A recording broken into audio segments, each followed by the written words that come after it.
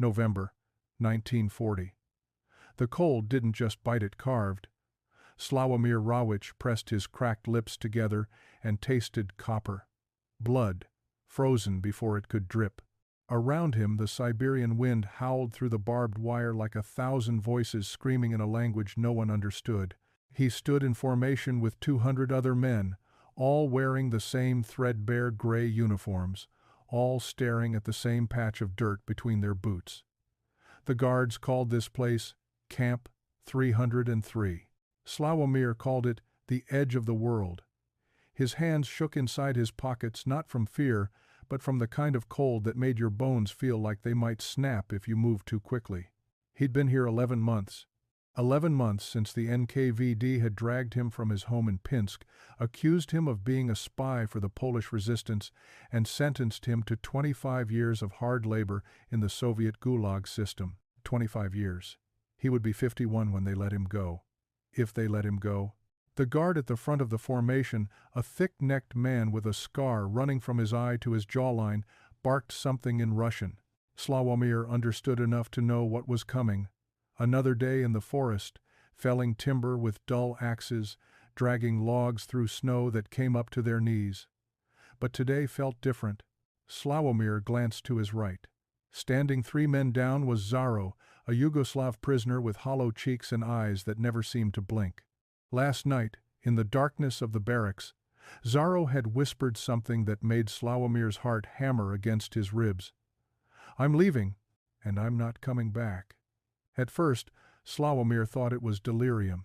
Men in the camps often spoke nonsense, their minds unraveling under the weight of cold, hunger, and hopelessness. But Zaro's voice had been steady, clear. He wasn't delirious. He was serious. "You want to die in the snow?" Slawomir had whispered back. Zaro turned his head, just enough for Slawomir to see the faint outline of his face in the moonlight filtering through the cracks in the wall. "I'd rather die walking south than rot here on my knees." Now, standing in formation, Slawomir felt the weight of that sentence press against his chest. South, toward warmth. Toward freedom. Toward a world where men didn't freeze to death for the crime of being born in the wrong country. The guard shouted again, and the formation broke apart. Men shuffled toward the gate, their breath hanging in the air like ghosts. Slawomir fell into step beside Zaro. "Tonight," Zaro murmured, his voice barely audible over the crunch of snow. "Midnight, the south fence." Slawomir's throat tightened. He wanted to ask 100 questions. How would they get past the guards? Where would they go? What would they eat? But he knew better. Questions were dangerous. Doubt was dangerous. So he nodded. Just once. And with that single gesture, Slawomir Rawicz became a dead man walking. Midnight came slowly, like a predator stalking its prey. Slawomir lay on his bunk, staring at the ceiling beams, counting his heartbeats. Around him, men snored, coughed, muttered in their sleep. The air inside the barracks was thick with the smell of unwashed bodies and damp wood. Outside, the wind screamed. He thought about his wife, Marya. Her face had begun to blur in his memory, the exact curve of her smile, the way her eyes crinkled when she laughed. He hated himself for forgetting. But perhaps forgetting was mercy. If he died out there in the snow, at least she wouldn't haunt him in his final moments. A hand touched his shoulder. Slawomir flinched, then turned his head. Zaro crouched beside the bunk, his face shadowed but his eyes bright. He jerked his head toward the door. It was time. Slawomir rolled off the bunk as quietly as he could, his boots already on his feet. He'd slept in them for warmth. Now they would carry him to freedom or to his grave. They moved through the barracks like shadows, stepping over sleeping men, avoiding the creaky floorboards they'd memorized over months of captivity. At the door, Zaro paused, listening. Then he pushed it open. The cold hit them like a fist. Slawomir gasped, pulling his threadbare coat tighter around his chest. The camp was silent except for the wind and the distant clang of a guard tower bell. Searchlights swept across the yard in lazy arcs, painting the snow yellow-white. Zaro led the way, moving low and fast along the edge of the barracks.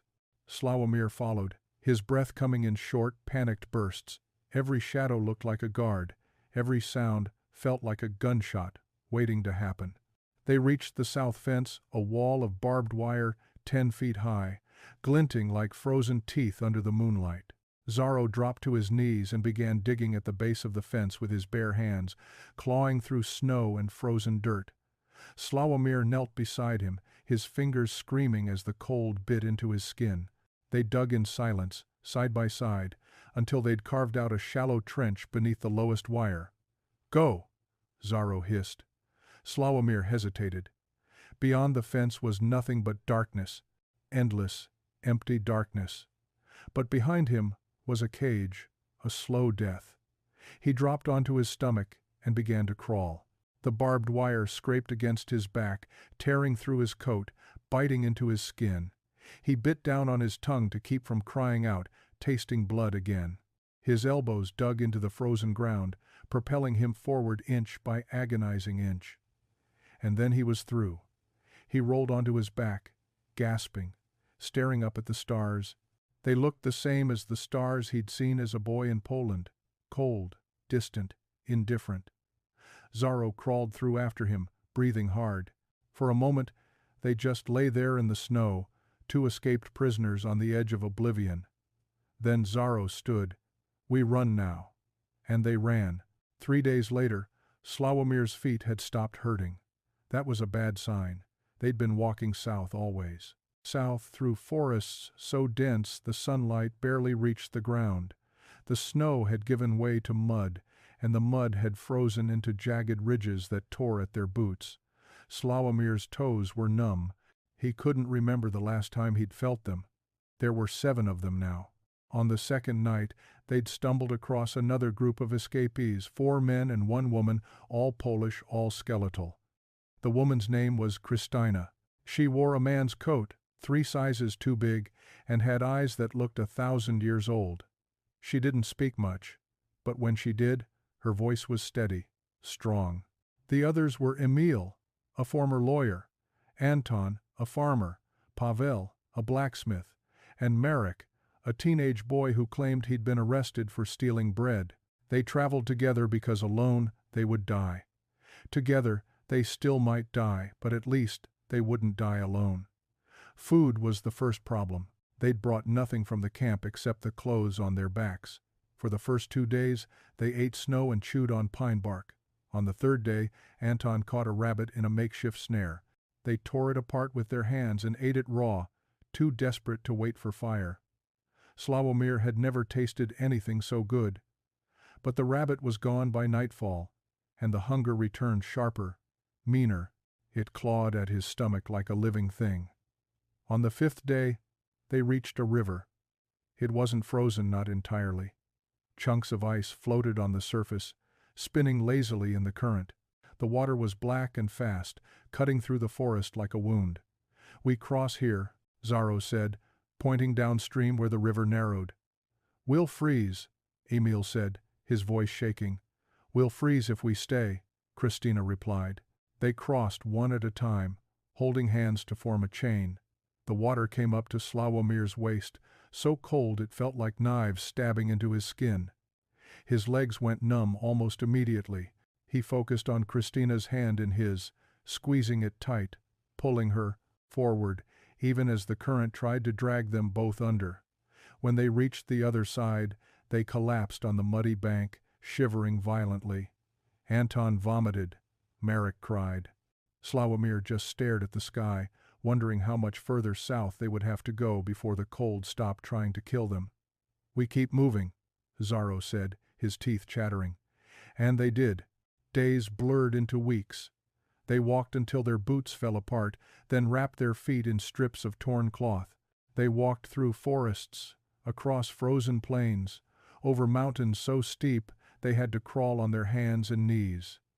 They walked until walking was the only thing they remembered how to do. Some nights they found abandoned villages, empty huts with no roofs, burned-out barns, collapsed churches. They slept in the ruins, huddled together for warmth, sharing body heat like animals. Other nights they slept in the open, covering themselves with pine branches and snow. and every morning Slawomir woke up, surprised to still be alive. 6 months after leaving the camp, they crossed into Mongolia. Slawomir knew because the trees disappeared. One day, they were walking through dense forest. The next, they stepped out onto a vast, windswept plain that stretched to the horizon in every direction.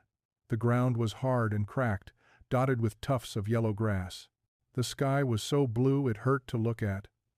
"Where are we?" Marek asked, his voice small. "Hell," Anton muttered, but Christina shook her head. "South," she said, "still south." The hunger, which had been constant but manageable in the forests, became unbearable on the plains.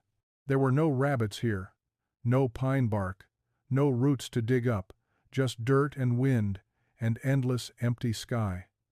On the third day in Mongolia, Emil collapsed. He fell face first into the dirt and didn't get up. Slawomir and Zaro dragged him into the shade of a boulder, tilting his head back, forcing water from their canteen between his cracked lips. But Emil's eyes were glassy, distant. "Leave me," he whispered. "No," Slawomir said. "I'm done." "You're not." But Emil was. He died that night, his hand clutching Slawomir's coat. They buried him in the dirt with no marker, no prayer. There was no time for grief. Grief was a luxury. They kept walking. The plains gave way to desert, real desert, with sand dunes that shifted like living things. The sun beat down on them with a fury that made the Siberian cold seem merciful by comparison. Slawomir's skin blistered, his lips cracked and bled. He drank his own urine when the water ran out. Pavel was next. Then Anton. Both died within hours of each other, their bodies shutting down from heat and dehydration. Slawomir wanted to scream, to curse God, to collapse beside them and let the desert take him too, but Christina kept walking, and so did he. 1 year and 4 months after escaping Camp 303, Slawomir Rawicz stood on the edge of a village in northern India. He was alone. Zaro had turned east toward Yugoslavia weeks ago, whispering a quiet goodbye before disappearing into the mountains. Marek had died in the Himalayas, his body buried beneath snow. Christina had stayed with him all the way to the Indian border, but then she'd collapsed, coughing blood. A British patrol had found them. They'd taken her to a hospital. Slawomir never saw her again. Now he stood in the village square, staring at a British flag hanging from a wooden pole. It flapped lazily in the warm breeze. Warm. He'd forgotten what warmth felt like. A British officer approached, young, clean-shaven, wearing a crisp uniform that smelled like soap. He looked at Slawomir with a mixture of pity and confusion. "You speak English?" the officer asked. Slawomir nodded. His voice came out hoarse, broken. "Yes." "Where did you come from?" Slawomir looked north, toward the mountains, toward the desert, toward the frozen hell he'd crawled out of. "Siberia," he said. The officer's eyes widened. "On foot?" "On foot." For a moment, the officer just stared at him. Then he extended his hand. "Welcome to India, sir." Slawomir took the hand and shook it. He didn't cry. He didn't smile. He just stood there, feeling the sun on his face, hearing the sound of children laughing somewhere nearby, tasting freedom for the first time in 2 years. Slawomir Rawicz would later estimate they'd walked over 4,000 miles, from the frozen forests of Siberia, across the steppes of Mongolia, through the deserts of Tibet, over the peaks of the Himalayas, and finally into the warmth of British India. 7 men and 1 woman had started the journey. Only one made it to the end with him. Christina. She survived her illness and eventually made her way to Britain, where she lived quietly, never speaking of the walk again. Of the others, Zaro, Emil, Anton, Pavel, Marek, their graves are unmarked. Their names are forgotten by history. But Slawomir never forgot them. In the years after the war, he would close his eyes and see their faces gaunt, determined, alive. And he would remember the lesson the walk had taught him, that freedom isn't given. It's walked toward, one frozen step at a time.